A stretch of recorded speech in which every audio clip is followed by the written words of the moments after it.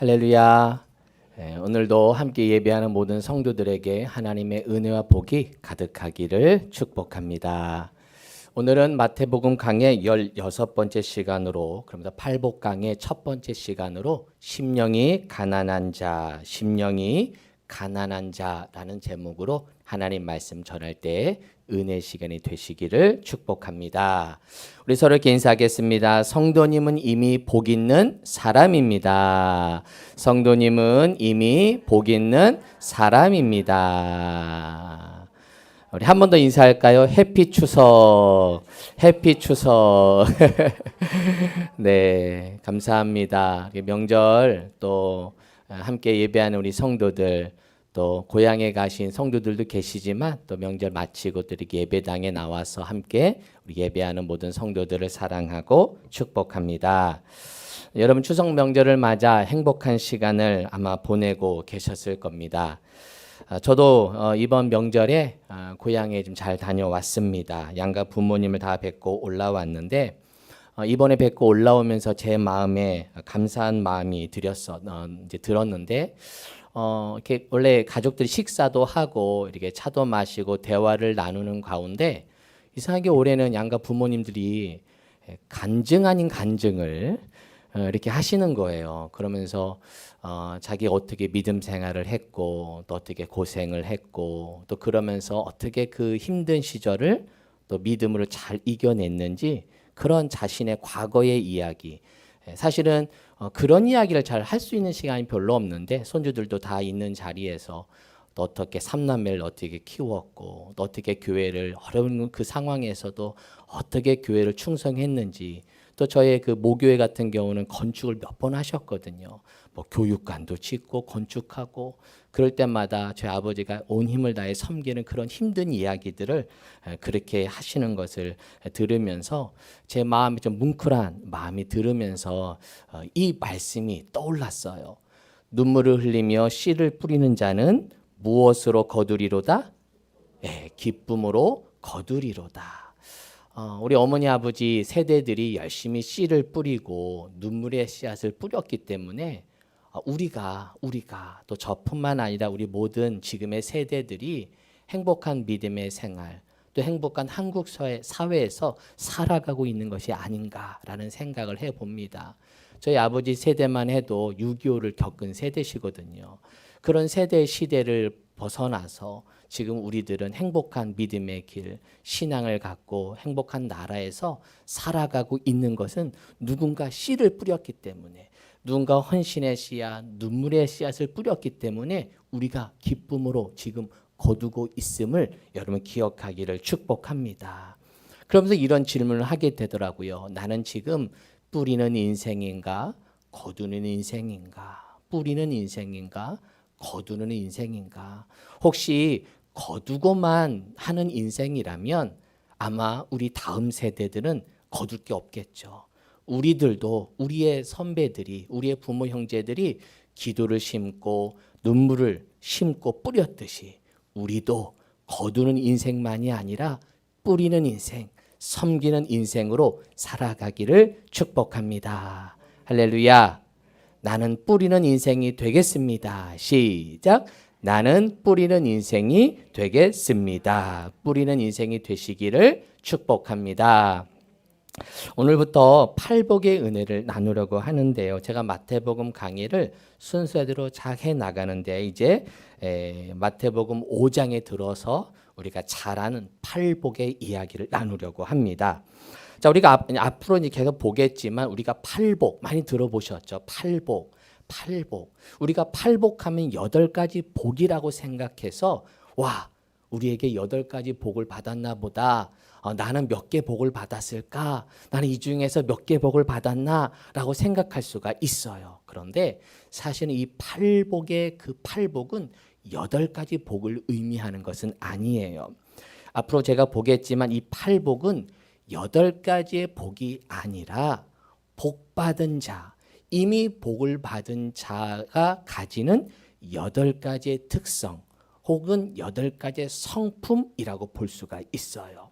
즉 우리가 주님을 만나고 주님을 체험하고 하나님의 은혜를 받으면 우리는 복 있는 자예요. 할렐루야. 여러분 예수 믿는 것이 여러분 복된 자임을 믿으시길 바랍니다. 예, 예수를 만나는 순간 우리는 이미 복을 받은 자예요. 이렇게 내게 복이 임하면, 은혜가 임하면 우리에게 자연적으로 나타나는 현상들이 있다는 거예요. 내가 복을 받는 순간, 은혜를 받는 순간 나에게 나타나는 성품이 있다는 거예요. 특성이 있다는 거예요. 그게 8가지라는 거예요. 그리고 이것은 각자 따로 분리된 것이 아니라 단계별로 이루어진다는 거예요. 그래서 가난한 복을, 가난한 은혜를 체험하게 되면 애통이 되고, 이러면서 단계별로 그 하나님의 성품을 내가 닮아가게 된다는 것이 이 팔복의 말씀인 것입니다. 앞으로 팔복의 말씀을 하나하나 말씀을 나눌 때 그 말씀의 은혜가, 팔복의 은혜가 우리 성도들 가운데 임하기를 축복합니다. 자, 1절을 다시 한번 읽어보겠습니다. 1절 말씀 5장 1절 시작. 예수께서 무리를 보시고 산에 올라가 앉으시니 제자들이 나온지라. 자, 이제 팔복에 들어가기 앞서서 이 말씀을 누구에게 주셨는가, 누구에게 주셨는가가 중요합니다. 왜냐하면 우리가 어떤 이야기를 할 때 청중, 대상이 누구냐에 따라서 우리의 언어가 달라지죠. 아기들한테는 아기의 언어로 이야기하고 어른들한테는 그 언어의 수준에 맞는 어휘력을 가지고 이야기를 하듯이 오늘 이 팔복의 말씀은 누구에게 주신 말씀인지를 잘 알아야 그 뒤에 이해가 됩니다. 자, 먼저 이 팔복의 말씀을 우리가 이제 앞부분을 보게 되는데, 사실은 팔복 말씀은 전체 산상수훈이라는 마태복음 5장에서 7장까지의 큰 산상수훈 안에 있는 말씀이 팔복의 말씀이 있어요. 그래서 오늘 5장 1절 2절은 팔복의 말씀이면서 동시에 산상수훈에도 해당되는 말씀이에요. 자, 그렇다면 산상수훈이 뭐냐? 산에서 주신 말씀이다. 그래서 산상수훈이에요. 그래서 팔복의 말씀도 산에서 주신 말씀이거든요. 그렇다면 누구에게 주셨을까? 누구에게 이 말씀을 주셨을까? 한번 잘 보니까 무리가 등장하고 제자들이 등장해요. 그렇죠? 무리를 보시고 산에 올라가 앉으시니 누구들이 나온지라? 제자들이 나와요. 아, 무리를 보시고 또 제자들이 나왔어요. 그러면 도대체 무리에게 주신 말씀인가? 아니면 제자들에게 주신 말씀인가? 이게 다르죠. 아무도 그냥 막연하게 따라다니는 무리에게 주신 말씀일까? 아니면 제자들에게 주신 말씀일까? 제가 이제 주석을 좀 찾아보고 또 설교자를 잘 찾아보니까 재미있는 게 절반은 무리에게 주셨다고 하는 자료가 있고 또 절반은 아니다, 제자들에게 주신 말씀이다 라고 이렇게 나눠져 있는 거예요. 도대체 누구에게 주신 말씀이야? 그래서 막 자꾸 연구해 보니까 이렇게 다양한 해석을 한 이유를 알게 됐어요. 왜냐하면 분명히 예수님은 무리를 보시고 날마다 설교하셨어요. 왜? 예수님 가는 곳곳마다 무리들이 찾아옵니다. 예수님 가는 곳곳마다 사람들이 몰려와요. 무리들이 몰려왔어요. 그래서 예수님은 원래는 무리들을 향해 늘 말씀을 하셨어요. 긍휼히 여기는 마음으로 아픈 자들을 바라보고 상처받은 그 영혼들을 바라보면서 늘 설교하셨어요. 그래서 늘 그런 무리를 보고 말씀을 전하셨는데, 문제는 그 무리들을 향해 말씀을 전하면 그 무리들이 잘 말씀을 들어야 되는데, 듣기는 듣는데 변화가 없는 거예요. 듣기는 들어요. 그런데 듣는 다음에 다 잊어버리고 뭔가 얻고 싶어도 주님 앞에 나왔어요. 그리고 얻고 난 다음에는 사라져요. 오병이의 기적 기억나십니까? 5,000명이나 되는 수많은 사람들이 예수님의 기적을 봤어요. 그 보리떡 5개, 물고기 2마리로 5,000명이나 먹는 그걸 경험한 제자들, 경험한 무리들 다 어디 갔어요? 다 어디 갔어요? 그 받아 먹고는 입을 뭐 했어요? 싹 닦아요. 주님 앞에 뭔가 받고 싶을 땐 사과서 예수님 뭐 좀 해주세요 라고 하고는 받은 다음에는 싹 사라져 버려. 입 딱 닦아버리고 나타나지가 않아요. 그러다 보니 주님께서는 깨달았던 것 같아요. 무리들에게 말씀을 전했지만 그 무리들 중에 특별히 은혜 받는 사람들이 생겨납니다. 그렇게 주님의 은혜 받는 사람들 주 앞에 나오는 제자들이 생겨나요. 똑같은 말씀을 전하는데 똑같이 설교를 하는데 그 말씀에 은혜 받아서 내가 주님 앞에 헌신하겠습니다. 내가 주님을 따라가겠습니다. 제가 주님께 헌신하겠습니다. 수종들겠습니다. 라고 하면서 주 앞에 나아가는 제자들이 등장합니다. 즉 그 말씀을 소화해내는 제자들이 등장하는 거예요. 무리들에게 다 전했다고 다 소화되는 게 아닌 거죠. 다 순종하는 게 아닌 거예요. 그 중에 제자들이 나옵니다. 1절에 보니까 산에 올라가 앉으시니 누가 나온지라? 그렇죠. 제자들이 나옵니다. 제자는 누구냐? 나오는 성도가 제자입니다.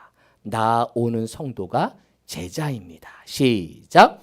나오는 성도가 누가 제자라고요? 나오는 성도가 제자예요.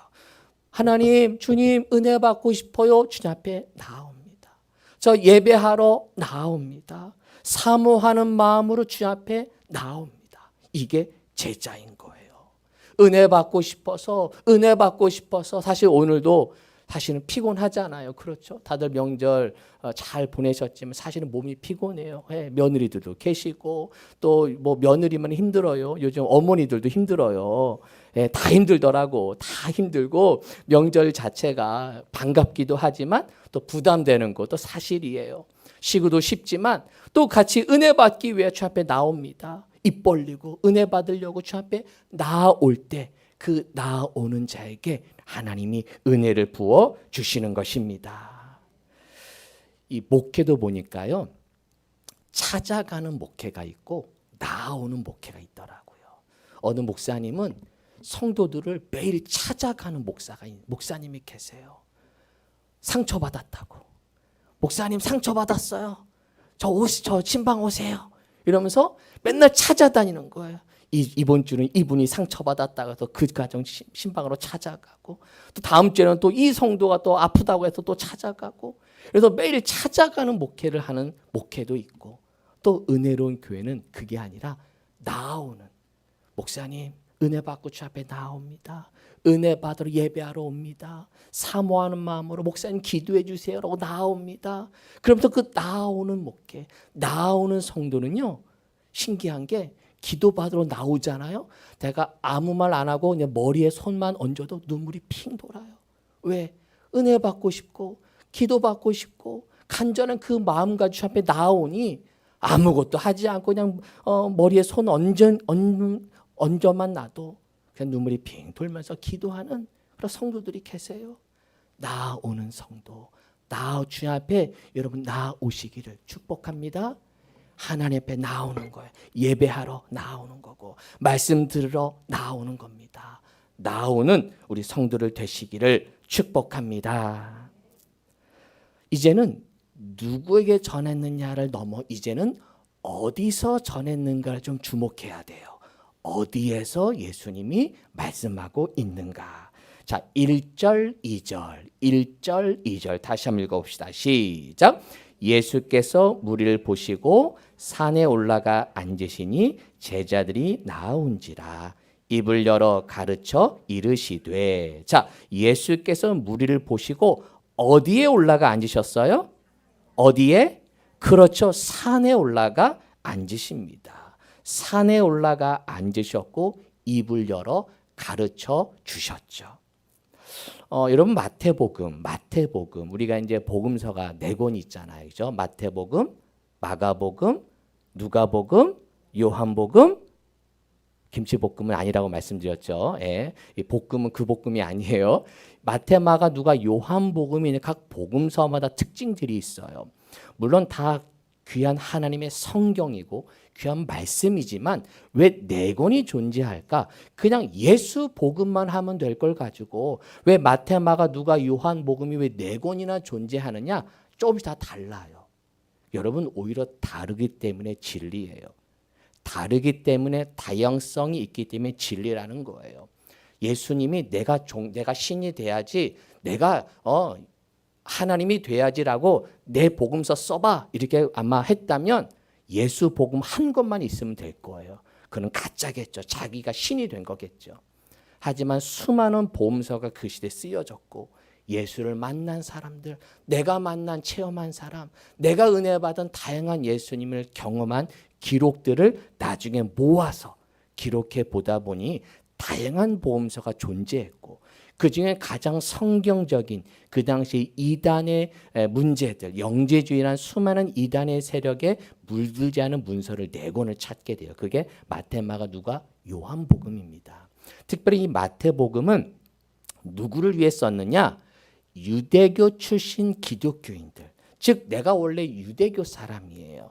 유대교를 믿다가, 즉 구약을 믿다가 예수를 만나서 예수를 따르는 제자들, 그래서 유대교 출신 기독교인들이 은혜 받기 위해 쓴 책이 뭐다? 무슨 복음이다? 그렇죠. 마태복음이라는 거예요. 그래서 마태복음 읽다 보면 구약의 인용이 많아요. 구약의 인용. 이르시되, 구약의 이런 말씀을 인용하시되 하면서 계속 구약의 말씀을 많이 인용합니다. 왜? 이들은, 유대인들은 구약의 말씀을 너무 많이 알고 그들은 암송했기 때문에 신약을 읽으면서 구약이 언급되는 게 너무 은혜로운 거예요. 왜? 내가 이미 알고 있는 말씀이거든요. 또 한 가지는 이 모세 유형론이라 그래서 예수님이 모세가 한 경험을 그대로 하세요. 왜? 유대인들 지도자 중에 모세를 아주 높이 보고 다윗을 아주 좋아해요. 특별히 이 모세 유형론이라 그래서 마태복음을 읽다 보면 마치 제2의 모세처럼, 모세도 태어나기 전에 죽을 뻔했죠. 마찬가지로 예수님도 태어날 때 헤롯이 이제 죽이려고 했죠. 다시 피했죠. 그리고 모세도 10가지의 재앙을 일으켰죠. 그런데 마태복음을 연구하면요, 예수님이 마태복음에서 10개의 기적을 일으키세요. 몇 개의 기적? 10개의 기적을 일으키세요. 그런 걸 보니까 예수님이 또 다른 모세처럼 보이는 거죠. 그리고 오늘 말씀처럼 모세가 시내 산에서 하나님의 말씀을 받잖아요. 마찬가지로 예수님도 지금 산에서 말씀을 전하고 있는 거예요.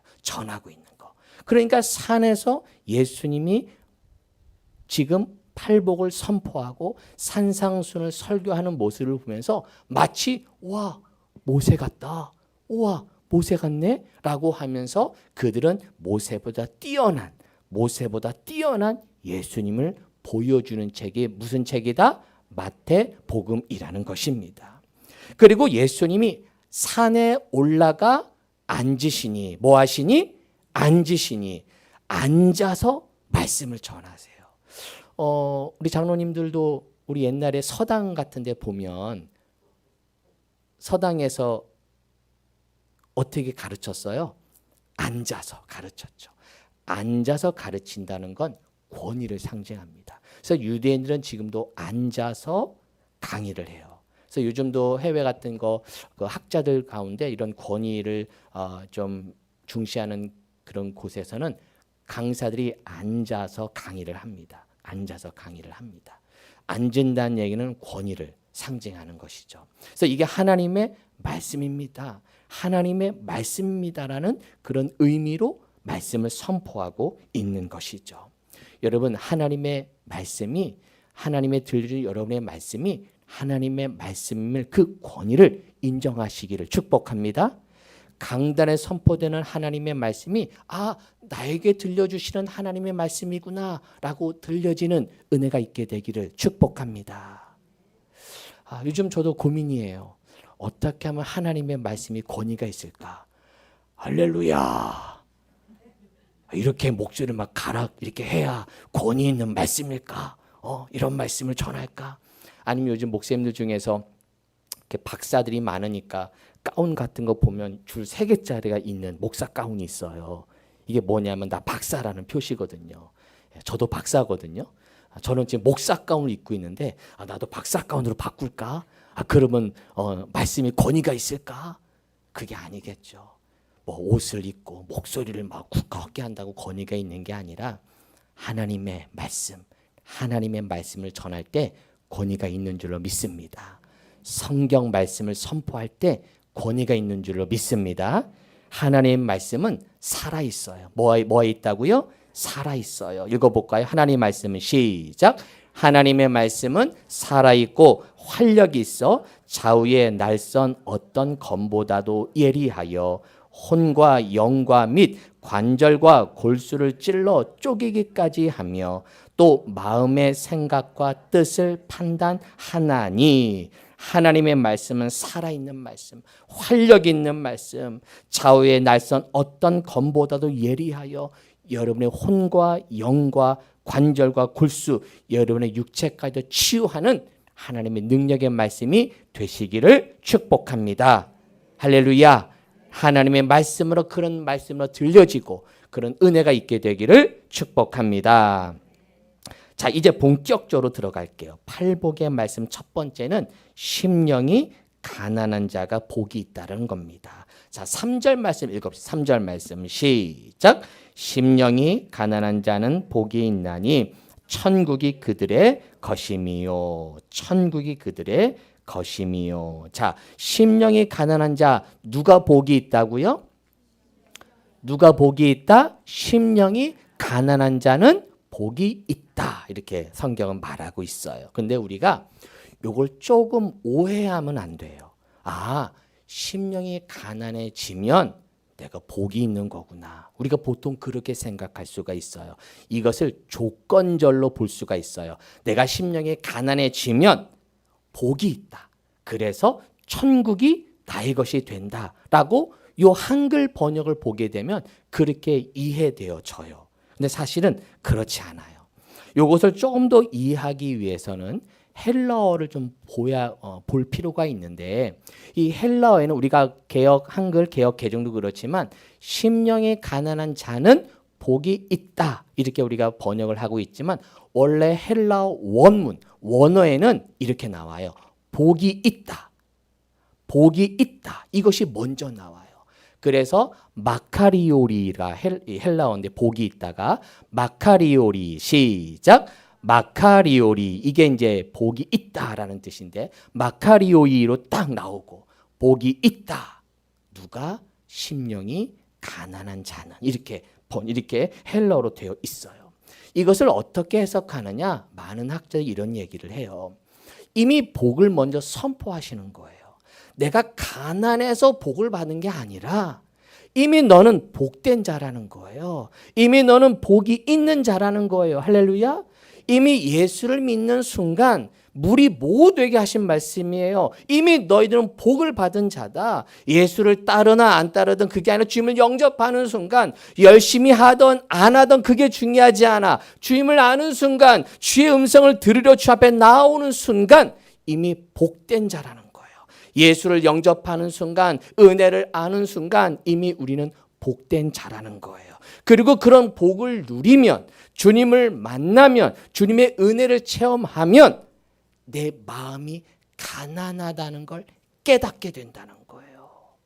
내가 가난하면 복이 있다가 아니라 내가 가난해지려고 애쓰지 말라는 거. 우리가 또 이걸 설교를 잘못하면 윤리적으로 해석을 해. 율법적으로 해석을 해. 가난해야지. 마음이 가난해져야지. 왜 그렇게 부자의 마음을 살아? 아니에요.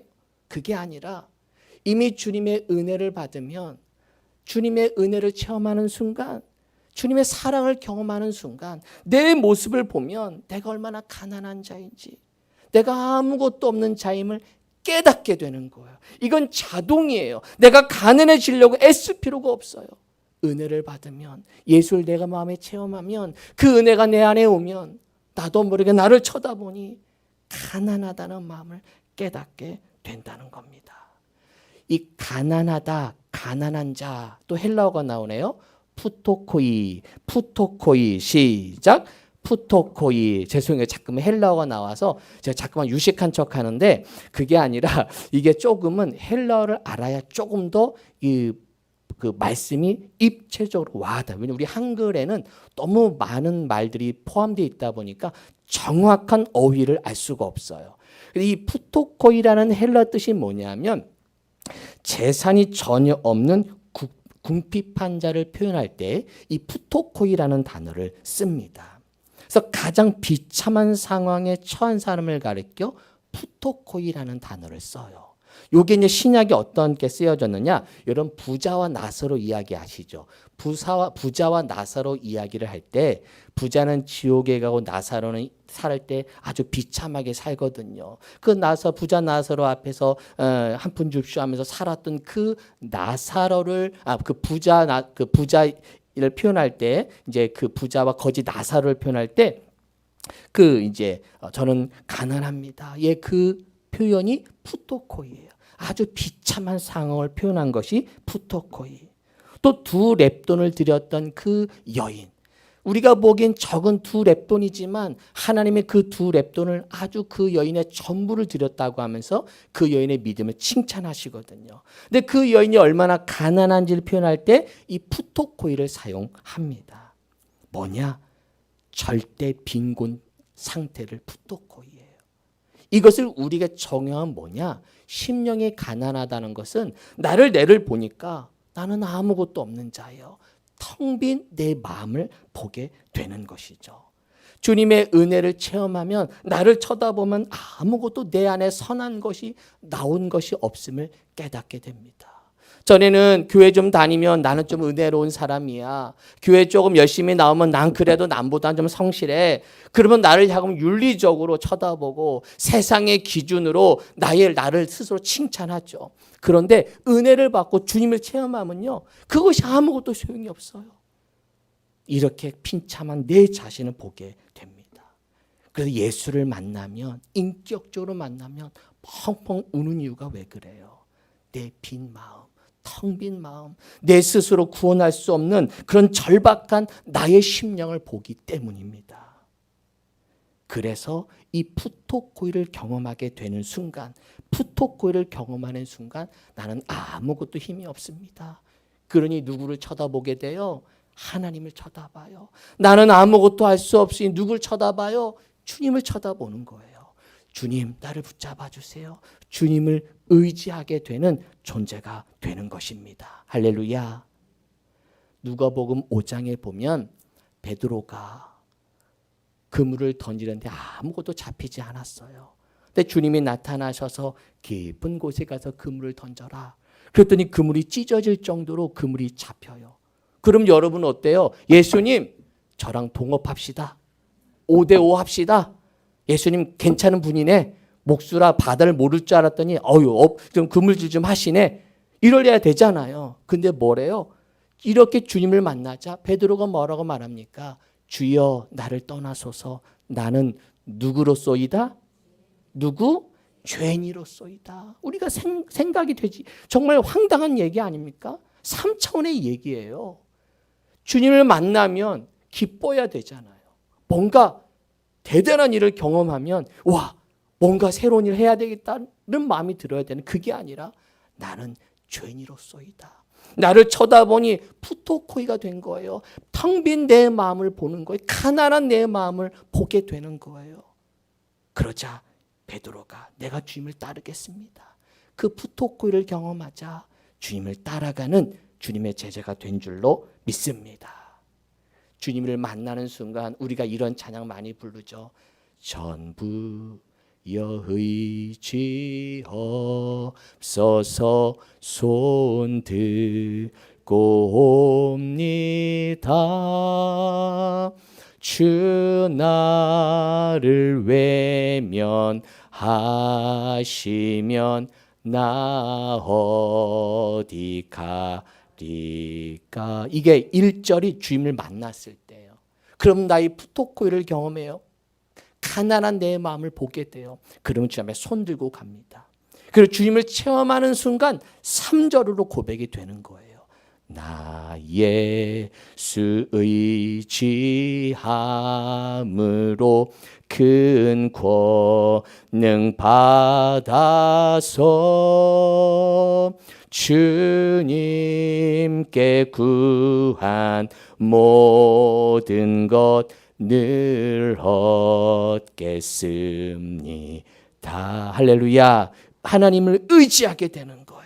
천부여 의지 없어서 푸토코이를 경험하는 순간 이제 내가 주님을 의지하겠습니다. 내가 주님을 바라보겠습니다. 내가 주님을 사모합니다. 라고 하며 주님을 바라보고 주님과 동행하는 인생이 될 줄로 믿습니다. 주님과 동행합니다. 주님을 의지합니다. 주 예수와 동행하니 그 어디나 어디나라? 그렇죠. 하늘나라가 되는 거예요. 그래서 푸토코를 경험하는 자 복이 있다니 무엇이 그들의 것이며? 그렇죠. 천국이 그들의 것이 되는 거예요. 주님을 내 안에 모시니까, 주님과 동행하니까, 주님을 의지하니까 그 하나님의 나라, 그 천국을 경험하는 자가 된 줄로 믿습니다. 할렐루야. 다시 한번 말씀드려요. 내가 가난한 자되니까 야 내가 가난해져야 돼. 마음이 나 왜 이렇게 부자야? 왜 안 가난해져? 우리 힘으로는 가난해질 수가 없어요. 우리 힘으로는 가난해질 수가 없어요. 우리는 더 많은 걸 채워야 돼요. 지금 가지고 있는 것도 부족해요. 더 채워주길 원하지만 아니에요. 주님을 만나는 순간 복이 있다. 너는 이미 복된 자다. 내가 너와 함께한다. 주님을 만나는 순간, 주님을 체험하는 순간 나의 가난한 심령, 텅 빈 시험, 그 심령, 푸토코이를 경험하는 순간 하나님의 은혜가 우리와 함께할 줄로 믿습니다. 지난 월요일 새벽에 나병인 나만 장군의 치유한 이야기를 새벽에 말씀을 나누었어요. 여러분 나만 장군이 누구입니까? 1절 한번 눈으로 한번 보시면 나만 장군은 그 주인 앞에서 크고 존귀한 자예요. 큰 용사라고 말합니다. 그는 큰 용사이나 무슨 환자더라? 무슨 환자? 네, 나병 환자라는 거예요. 큰 용사와 나병 환자. 큰 용사일 때는 얼마나 멋져요. 계급이 있고 막 머리에 막 별들이 번쩍번쩍합니다. 야, 대단한 용사구나. 넘버 2구나. 권력, 권위, 그 힘 엄청나죠. 그때는 그가 아무런 힘이 없어요. 그런데 그 내면에 보니까 병을 가지고 있어요. 뭐예요? 나병이에요. 보이지 않는 병을 가지고 있는 거예요. 근데 그 나병을 그 나만 중에 보는 순간 푸토코이를 경험하는 거예요. 가난한 심령을 경험하는 거예요. 내가 아무리 큰 용사면 뭐예요? 내가 엄청난 군대를 이끌고 다니는 큰 힘을 가지면 뭐예요? 내 병 하나 고침받지 못하고 있는데 푸토코이를 경험한 이 나병 환자, 이 나만 장군이 어떡합니까? 엘리사가 하라는 대로 다 하잖아요. 예? 요단강에서 몸을 잠겨라. 7번 씻어라. 처음에는 조금 거부하지만 결국은 순종하지 않습니까? 자, 14절 말씀 읽어봅시다. 14절 시작. 나만이 이에 내려가서 하나님의 사람의 말대로 요단강에 7번 몸을 잠그니 그의 살이 어린 아이의 살같이 회복되어 깨끗하게 되었더라. 할렐루야. 푸토코이를 경험해요. 나병을 보는 순간 자신의 가난한 심령을 발견해요. 그러자 엘리사의 말, 그 계급장 다 내려놓고 7번 씻어라. 옷을 벗어야 돼요. 그 계급장 다 떼어야 돼요. 그리고는 주 앞에 아무것도 없이 빈 몸으로, 벌거벗은 몸으로 그 나병의 몸을 보여주면서 그 요단강으로 들어가게 됩니다. 완전히 7번 잠긴다. 완전히 잠기는 인생을 보여주는 거죠. 그 물에 잠기자 그가 푸토코이를 통해 다시금 하나님의 치유의 능력을 경험한 줄로 믿습니다. 그렇게 푸토코이를 통해 내 심령의 가난함을 통해 그는 결국은 하나님을 만나게 된 줄로 믿습니다. 사랑하는 성도 여러분, 여러분 인생에 푸토코이를 경험하십니까? 나에게 아무런 구원이 없다. 내 힘으로 아무것도 할 수 없다. 내 가정, 내 자녀, 내 부모, 형제, 내 힘으로 아무것도 할 수 없음을 체험하십니까? 그 푸토코이를 통해 결국 하나님의 말씀에 강해 여러분의 몸을 잠그시기를 주님의 이름으로 축복합니다. 그 몸에 잠길 때에 하나님의 치유의 능력, 하나님의 일하심의 능력이 우리 성도들 가운데 일하게 하실 줄로 믿습니다. 우리 기억합시다. 이미 우리는 복된 자다. 복 있는 자다. 심령이 가난한 자가 복 있는 게 아니라 그냥 여러분은 복된 자예요. 할렐루야. 오늘 예배하는 우리 모든 성도들은 하나님이 함께함으로 복된 인생임을 믿으시길 바랍니다. 복된 인생을 아는 순간, 주님이 나와 함께하고 있는 걸 아는 순간 나의 푸토코이를 경험합니다. 마음을 열고 그분의 나를 보게 하시는 나의 가난한 심령, 빈 마음, 내 힘으로 아무것도 할 수 없음을 보는 눈이 열려지기를 바랍니다. 아직까지 푸토코이를 경험하지 않았다면 저는 바람이 있다면 이번 부흥성회, 금요 부흥성회를 통해서 여러분의 푸토크를 경험하기를 바랍니다.